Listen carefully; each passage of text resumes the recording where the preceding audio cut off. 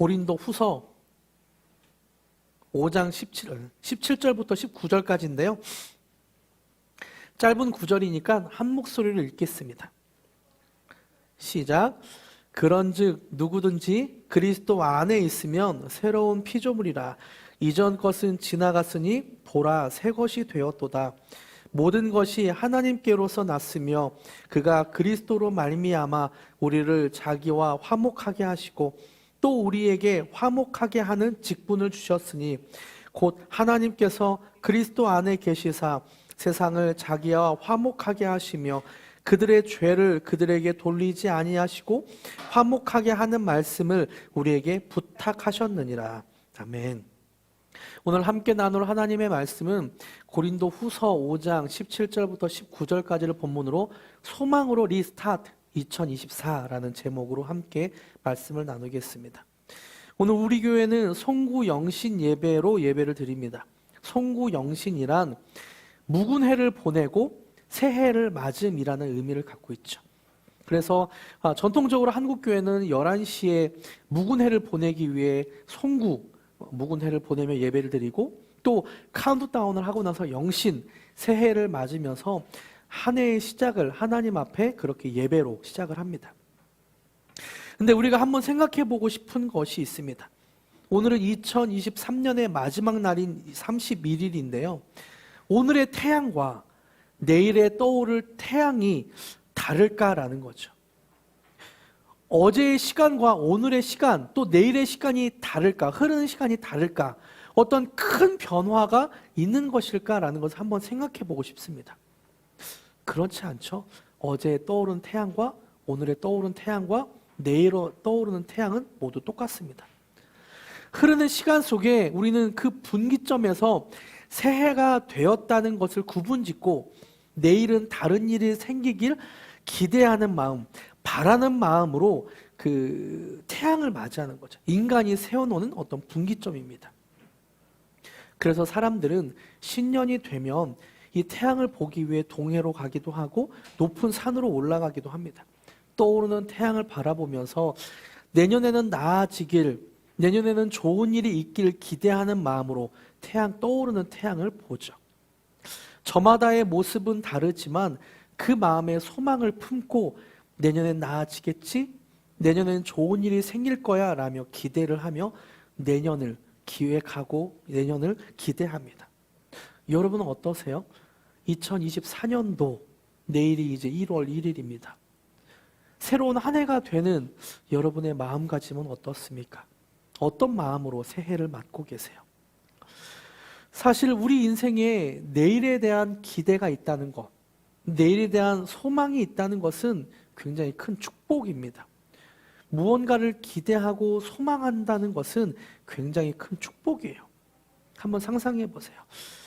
우리가 내일에 대한 기대를 하기 때문에 오늘 열심히 살아가는 것이죠. 내일은 나아질 거야 라는 기대가 있고 소망이 있기 때문에 우리가 생각하지도 못한 엄청난 에너지와 힘을 발산하기도 합니다. 여러분, 사업이 부도 났지만 재기에 성공하는 사람들은 어떤 사람입니까? 이런 희망을 품는 사람이죠. 내일은 나아질 거야. 내일은 소망이 있을 거야. 나는 재기할 거야.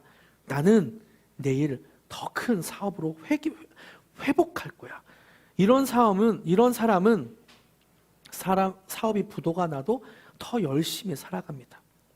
반면에 사업이 부도가 나서 좀 극단적인 선택을 하는 사람은 왜 그런 걸까요? 내일에 대한 기대가 없기 때문이죠. 소망이 없기 때문이에요. 나는 끝났다. 내 인생은 끝났다. 도저히 회복될 기미가 보이지 않는다. 나는 끝이자. 그러니까 극단적인 선택을 하는 것입니다. 소망이 있다는 것은 얼마나 큰 우리에게 삶의 에너지와 능력을 주는지 몰라요. 그래서 사람들에게 필요한 것은 소망인 것 같아요. 소망. 내일에 대한 기대가 필요한 것 같습니다. 현실이 아무리 힘들고 어려워도 회복될 가능성이 있다는 것. 아무리 어렵고 지쳐도 내일에 대한 기대를 갖게 하는 것. 이런 소망이 있다면 우리가 오늘을 살아갈 힘이 생기죠. 사람에게 필요한 것은 이 소망입니다. 그런 의미에서 기독교는 소망의 종교인 것 같아요. 언제나 기독교는 소망을 노래하고 우리에게 내일을 기대하라고 말합니다. 교회 안에서 사용되는 많은 용어들을 가만히 생각해 보면 우리에게 굉장히 소망을 주는 단어들이 많아요. 여러분, 믿음이 무엇입니까? 믿음은 바라는 것들의 실상. 지금은 현실이 어렵고 힘들지만 바라는 것, 미래에 하나님이 우리에게 주실 것에 대해서 기대하는 것, 미래를 소망하는 것이 바로 믿음인 것이죠. 여러분, 기도는 무엇입니까? 기도는 현재 이루어지지 않았지만 장차 하나님께서 그렇게 하실 것입니다 라고 믿음으로 아뢰는 것, 이것이 기도인 것이죠. 소망을 갖고 하나님이 나에게 응답하실 것입니다 라고 아뢰는 것이 기도인 것이죠. 여러분, 비전은 무엇입니까? 비전. 지금은 이루어지지 않았지만 장차 하나님이 미래의 나를 어떻게 이끄실지 바라보는 것, 꿈꾸는 것, 이것이 비전입니다. 기독교에서는 장차 우리가 들어갈 천국에 대해서도 소망하라고 계속해서 말씀하고 있습니다. 그리고 언젠가 다시 오실 예수님, 그 재림의 예수님을 손꼽아 기다리라고 기독교는 계속해서 소망을 노래하고 소망을 가르치고 있죠. 오늘 본문에서도 사도 바울은 소망을 이야기합니다. 지치고 힘든 사람들에게 소망을 노래하라고 이야기하죠. 어떻게 소망을 노래하는가? 고린도후서 5장 17절 다시 한번 읽어볼까요? 시작. 그런즉 누구든지 그리스도 안에 있으면 새로운 피조물이라. 이전 것은 지나갔으니 보라 새 것이 되었다. 고린도후서 5장 17절에서는 말씀하고 있습니다. 그런즉 누구든지 그리스도 안에 있으면 새로운 피조물이라. 새로운 것이 된다. 새 것, 새로운 인생이 열릴 것이다. 새로운 어떤 피조물이 된다. 새로운 변화가 있을 것이다. 새로운 소망이 있을 것이다 라고 말씀하고 있습니다. 누구에게 가능하다고 하고 있나요? 그 앞에 보니까 누구든지 새로운 소망을 품을 수 있고 새로운 피조물이 되고 그리스도 안에 새로운 인생을 살아가는 사람이 어떤 사람인가? 그 앞에 말씀하고 있습니다. 누구든지 가능하다라고 하고 있죠. 자격이 필요하지 않아요. 나이가 많은 사람이나 적은 사람이나 많이 배운 사람이나 학교를 잘 다니지 못했던 사람이나 돈이 많은 사람이나 적은 사람이나 상관없이 누구든지 그리스도 안에 있으면 새로운 피조물이라고 성경은 분명히 말하고 있습니다. 어떤 부류에 속해 있는 사람이든 어떤 모습이든 다 해당된다고 말씀하고 있습니다. 자격은 없지만 여기에 조건은 있는 것 같아요. 어떤 조건인가요? 그리스도 안에 있으면. 저를 한번 따라해 볼까요? 그리스도 안에 있으면 자신의 영을 향해서 선포하듯이 다시 한번 따라했으면 좋겠습니다. 그리스도 안에 있으면 누구든지 가능하지만 아무에게나 하나님의 소망이 주어지는 건 아닌 것 같아요. 어떤 사람에게 그리스도 안에 있는 사람에게 그 소망이 주어지게 됩니다. 누구든지 소망을 가질 수 있지만 하나님의 소망에는 조건이 있죠. 오직 예수님 안에 있는 사람에게만 주어집니다. 사도 바울의 아주 중요한 신학적 주제이기도 합니다. 예수님 안에 있느냐 아니면 바깥에 있느냐, 그리스도 안에 있느냐 아니면 바깥에 있느냐라는 것은 하늘과 땅 차이예요. 이것은 행복과 불행을 결정짓는 결정적 기준이 되기도 하고 절망과 소망의 출발점이 되기도 하고 가장 중요하게 천국과 지옥의 구분점이 되기도 합니다. 그리스도 안에 있느냐 바깥에 있느냐. 성경은 말하고 있어요. 누구든지 그리스도 안에 있으면 새로운 피조물이라. 이전 것은 지나갔다. 우리는 새해가 되었다고 해서 무언가 소망을 품고 새롭게 인생이 다 펼쳐지는 것 같진 않아요. 어제가 이어졌던 그 하루가 오늘 또 이어집니다. 내일도 이어져요. 어제 지긋지긋하게 바라봤던 그 하루가 오늘도 이어지고 내일도 이어질 것입니다. 새해 첫날 아침에 뜨는 태양이 어제의 태양과 다르지 않아요. 그런데 이런 사람들에게도 소망을 품을 수 있다고 하나님은 분명 말씀하고 있습니다. 언제요? 그리스도 안에 있을 때.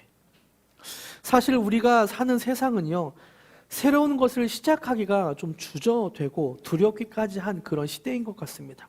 왜냐하면 한번 실수하거나 잘못 판단하면 인생에서 낙오가 되기 때문이죠. 그래서 주저하거나 탈락이 되는 그런 시대가 되었습니다. 한번 잘못된 선택을 하면 요즘에 이런 말도 있죠. 이생망, 이번 생은 망했다. 그런 말처럼 되는 그런 시대를 살아가는 것 같아요. 그래서 어떤 거를 도전하고 어떤 것을 그렇게 시작하기가 두렵고 힘든 그런 시대가 되었습니다. 최선을 다해서 살아가지만 완벽할 수는 없잖아요. 때로 다른 선택을 하고 또 조금 이렇게 실수도 할 수 있잖아요. 우리는 컴퓨터도 아니고 기계도 아니기 때문에 실수도 하고 잘 안 될 수도 있지만 세상은 이런 실수를 용납하지 않는 것 같아요. 살다 보면 넘어질 수도 있고 부족하고 실수할 수도 있지만 세상은 용납해 주지 않습니다. 실수는 곧 실패이다. 너희들의 인생은 끝났다. 이생망. 그래서 회복될 수 없다라고 계속 말하는 것 같아요. 그런데 우리가 살아가는 세상은 우리를 용납하고 넘어진 것을 기다려주는 세상은 아닌 거죠. 너무나 빠르게 진행되고 각박해져 버리다 보니까 조금 실수하거나 멈칫하면 금방 뒤처지게 되는 그런 세상에 살고 있습니다. 그래서 무언가를 새롭게 시작하는 것이 겁이 나고 또 새롭게 무언가를 도전한다는 것이 엄두가 안 나는 세상이에요. 한두 번 시도하다가 잘못되면 영원히 끝인 세상을 살아가고 있습니다. 이런 세상에 어떤 사람이 소망을 품을 수 있을까요? 여러분 중에도 이런 몇 번의 실수 때문에 몇 번의 잘못된 선택 때문에 내 인생이 이렇지 뭐라고 자책하고 좌절한 사람도 있을 것 같아요. 근데 하나님은 분명 말씀하고 있습니다. 누구든지 그리스도 안에 있는 사람은 새로운 피조물이라고. 온 만물을 창조하셨고 이 세상을 다스리고 계신 하나님이 그렇게 자포자기한 사람들에게 말씀하고 있습니다. 누구든지 그리스도 안에 있으면 새로운 피조물이라. 여러분 중에 새로운 소망을 꿈꾸지 못하시는 분이 있을 거예요. 에이, 내가 해봤는데 안 돼. 내가 지금까지 여러 노력을 해봤지만 인생은 어려워. 현실은 어려워. 이래서 자포자기하고 싶은 분도 있을 거예요. 근데 우리가 한번 생각해보고 싶은 것이 있어요. 우리가 지금까지 안 됐다고 해서 하나님이 못하시는 분인가요?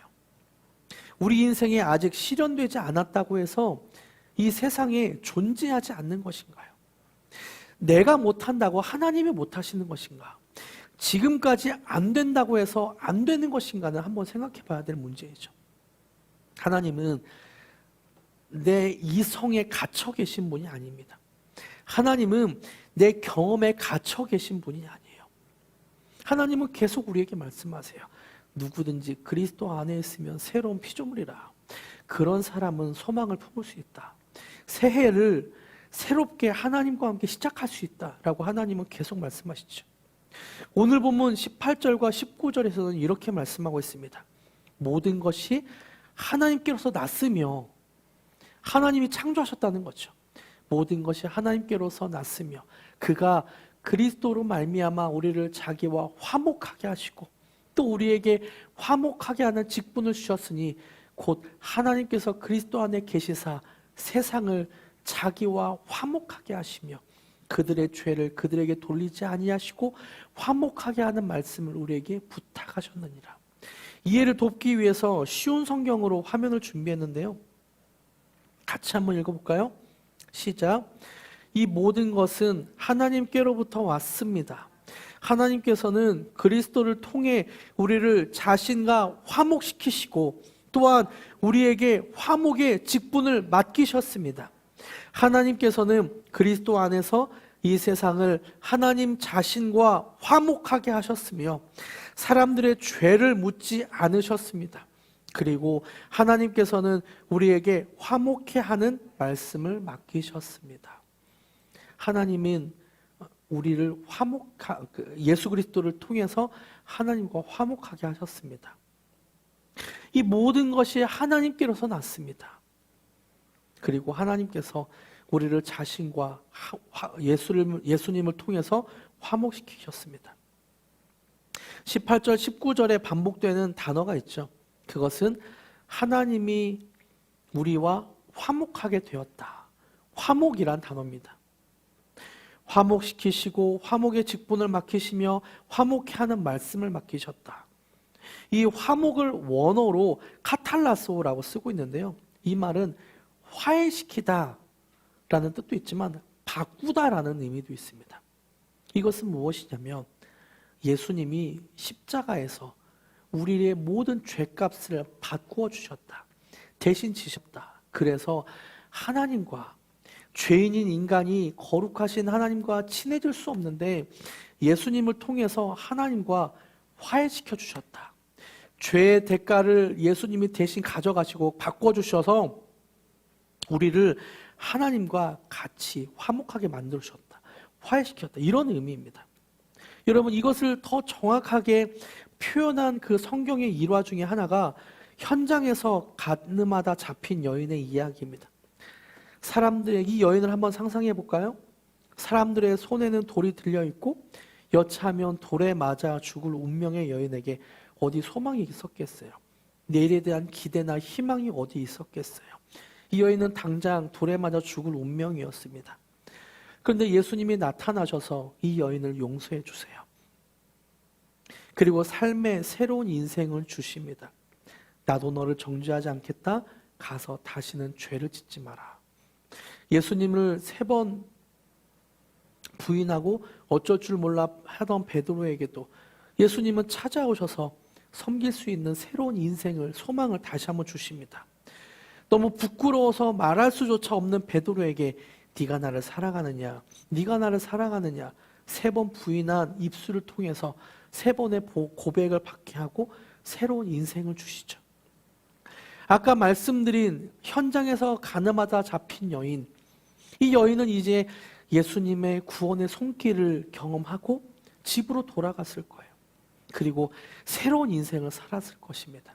새 소망을 갖고 새로운 인생을 살았을 거예요. 또 소망이 존재할 수조차 없는 죽음에 이르렀던 나사로에게 예수님은 말씀하시죠. 나사로야 나오너라. 죽은 나사로야 나오너라. 새로운 생명을 가지고 나오너라. 예수님은 죽음까지도 이기시고 인간에게 새로운 인생, 새로운 소망을 주십니다. 가늠하다 잡힌 여인, 베드로, 죽었던 나사로, 이들에겐 내일에 대한 소망이 없었어요.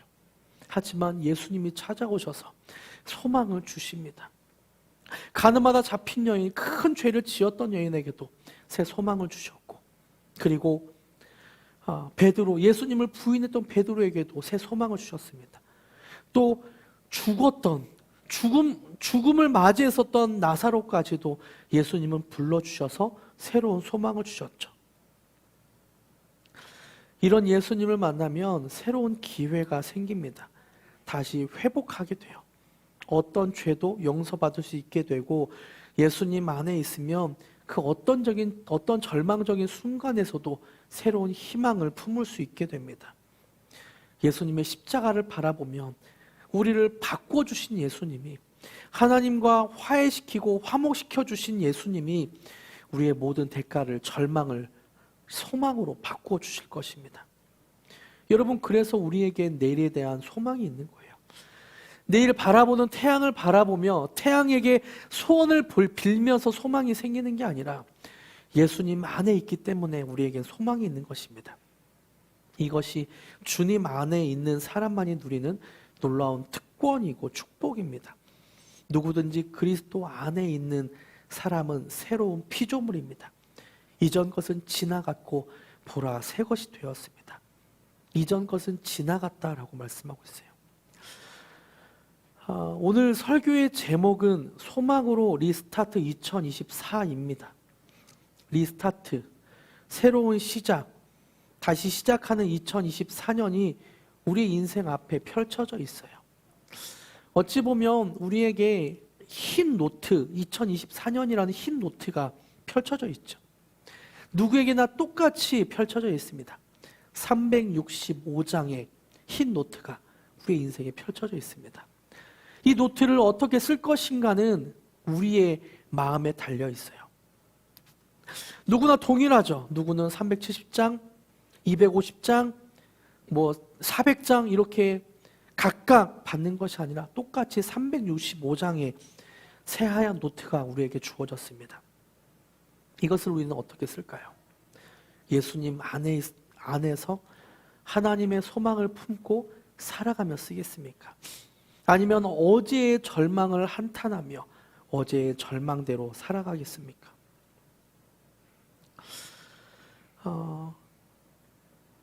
지금은 고인이 되셨지만 서강대 영문학과의 교수님으로 계셨던 장영희 교수님이란 분이 계십니다. 일상에 있는 여러 가지 아름다운 일상을 영성 있는 그런 수필과 에세이로 많은 사람들에게 감동을 주셨던 분인데요. 이분은 날 때부터 소아마비를 심하게 앓고 평생 두 다리와 오른손을 움직이지 못하는 장애를 가지고 사셨던 분이라고 합니다. 하지만 장애를 딛고 미국으로 유학을 떠났대요. 뉴욕 주립대학교에서 6년 동안 아주 힘든 유학 생활을 보내게 됩니다. 그리고 마지막 박사 논문을 마무리해요. 건강한 사람도 유학길에 올라서 논문을 쓴다는 것은 쉽지 않은데 이분은 한쪽 팔을 못 쓰고 그리고 두 다리를 못 쓰는 소아마비이기 때문에 더 힘든 노력을 했다고 합니다. 1984년 컴퓨터도 없던 시대에 타자기로 타이핑을 하나하나 눌러 쳐가면서 마지막으로 논문을 마무리 짓고 교수님은 이 장영희 교수님은 기쁜 마음으로 짐을 다 차에 싣고 이제 논문을 제출하는 날만을 손꼽아 기다리며 그 소망을 기다리며 친구 집에 놀러 갔대요. 친구 집에서 기숙사에서 이렇게 놀고 있는데 후닥다닥 그 친구의 딸 아이가 같이 박사를 하고 있는 딸 아이가 막 뛰어들어오네요. 그러더니 그 아이가 이야기하길 저기 앞에 차에 강도가 들어서 그 차에 있는 짐을 다 가져갔어요 라고 얘기하더래요. 장영희 교수님은 그 자리에서 쓰러졌다고 합니다. 차에 트렁크에 자기 짐들을 실어놓고 또 하나하나 6년 동안 걸쳐서 쳤던 박사 논문이 그 안에 실렸기 때문이죠. 오늘날이야 그 논문을 백업해 두고 어디에 USB에 저장해 놓겠지만 그 당시에는 타자로 하나하나 쳤기 때문에 다른 사본도 없었어요. 그 박사 논문이 사라지면 자기의 6년 동안의 고생이 물거품이 되는 그런 시간이었습니다. 그 자리에 쓰러지고 나서 배고픔도 느낄 기력도 없이 나흘간 침대에서 꼬박 누워 있었다고 합니다. 그리고 일어나서 자기에게 있었던 변화를 쓴 책 내용이 있는데요. 조금 긴 내용이지만 화면을 봐주시면 제가 읽어드리겠습니다. 그 무거운 책가방을 메고 눈비를 맞으며 힘겹게 도서관에 다니던 일, 엉덩이에 종기가 날 정도로 꼼짝 않고 책 읽으며 지새웠던 밤들이 너무나 허무해 죽고 싶었다. 무엇보다 사랑하는 가족을 떠나 외롭고 힘들어도 논문을 끝내고 한국으로 돌아가는 일만 희망으로 삼고 살아왔는데 이제 모든 것이 수포로 돌아간 셈이었다.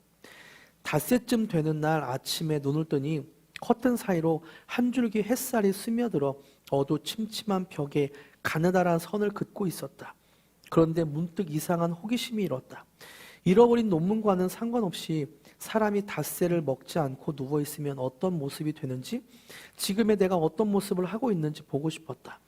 어지러움을 참고 일어나 침대 발치에 있는 거울을 보았다. 헝클어진 머리에 창백한 유령 같은 모습이 나타났다. 가만히 내 눈을 들여다보았다.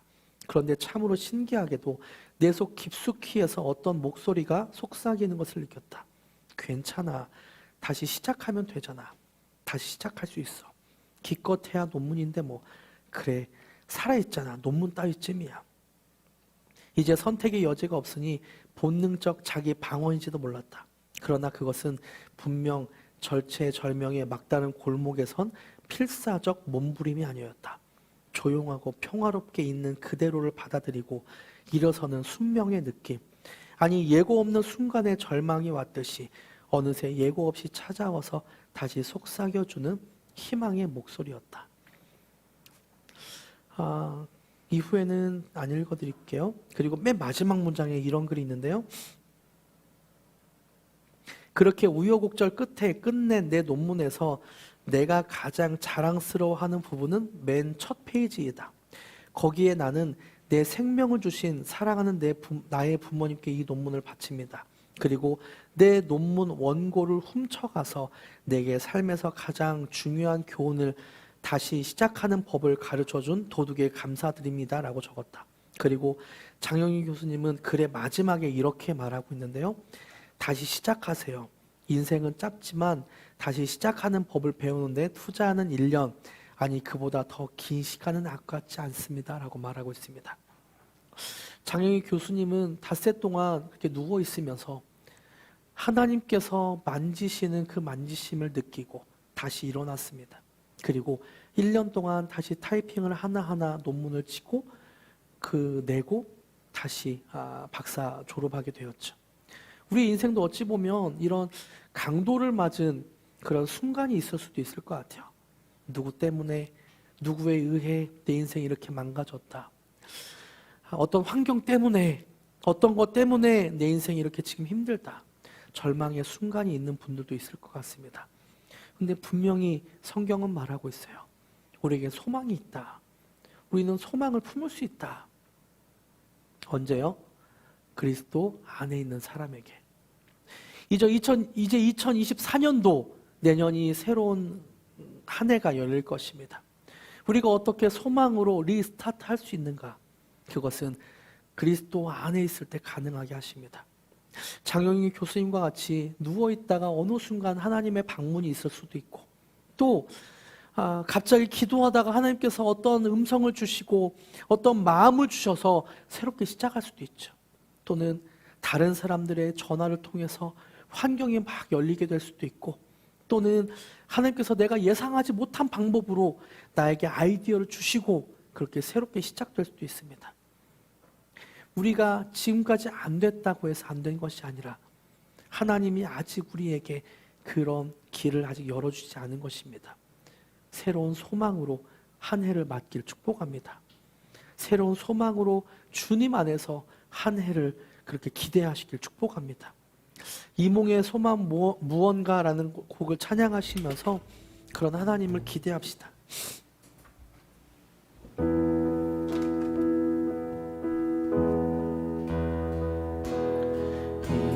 이몽의 소망 무언가 우리 주 예수뿐일세. 우리 주 예수 함께는 믿으리야 주 없도다. 주 나의 반석이시니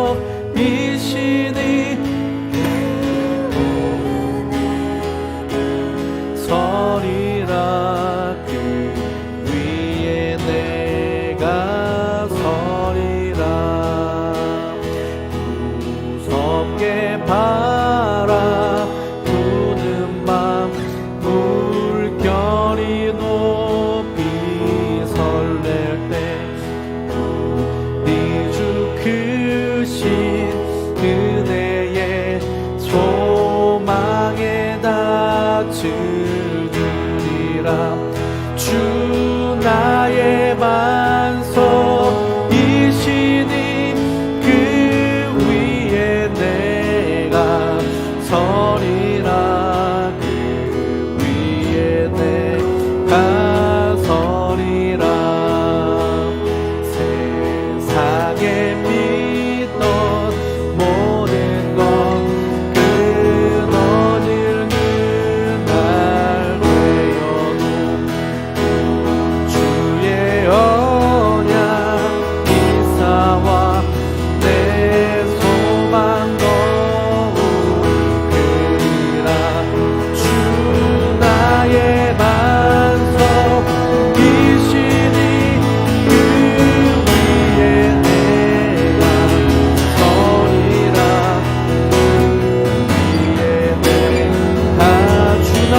반석 주 나의 반석이시니 그 위에 내가 서리라 그 위에 주 나의 반석이시니 주 나의 반석이시니 그 위에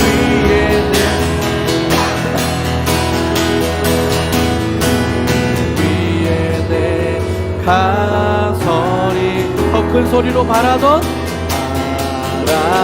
전부 올라가 하나님 앞에 배울 때 주의 일을 힘입어 여시마 서리라 주 나의 반석